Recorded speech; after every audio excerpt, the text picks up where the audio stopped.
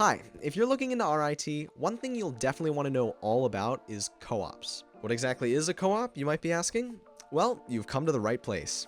Short for cooperative education, a co-op is full-time paid work experience that lets you apply what you're learning in the classroom out in the real world. It's a great opportunity to get relevant career experience and stack your resume with lots of cool stuff that you might not otherwise be able to get. For over 100 years, this has been a huge part of what makes RIT stand out from other colleges. Co-op is required for the majority of RIT majors, and you'll alternate blocks of co-op with semesters of classes on campus. Timing requirements are going to vary major to major, but here's a couple of samples of what a full college schedule might look like with a co-op.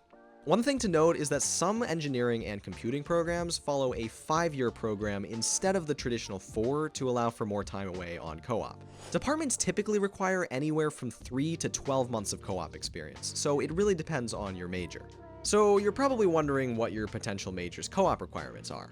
Well, luckily RIT has a nicely organized page to tell you exactly that. For each program, you can see whether a co-op is required or encouraged, any acceptable substitutions for a co-op, the typical schedule, and the wage information for recent students. You can also take a look at the comparison chart PDF linked on top of that page to see a side-by-side breakdown of the relevant details for every single major. But how do you actually get a co-op? Well, the short answer is the same way that you would get a job after graduation. It's important to note that you are not guaranteed a co-op job. You have to put in the work yourself. But the good news is that RIT helps you out in a lot of different ways on that path. From career fairs and employer info sessions to a database of thousands of co-op and full-time positions, you'll have many resources at your disposal. Once you get hired for a co-op and have your schedule, it's just a matter of showing up and doing good professional work.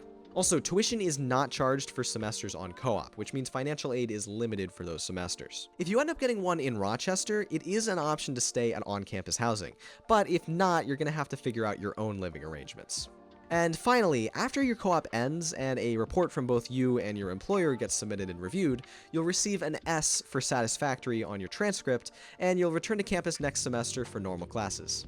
If you have any more questions about co-ops, you can probably find your answer in the FAQ section of the page linked below. It goes into a lot of detail for co-op policies, on-the-job challenges, personal challenges, work-related policies, RIT resources, and much, much more.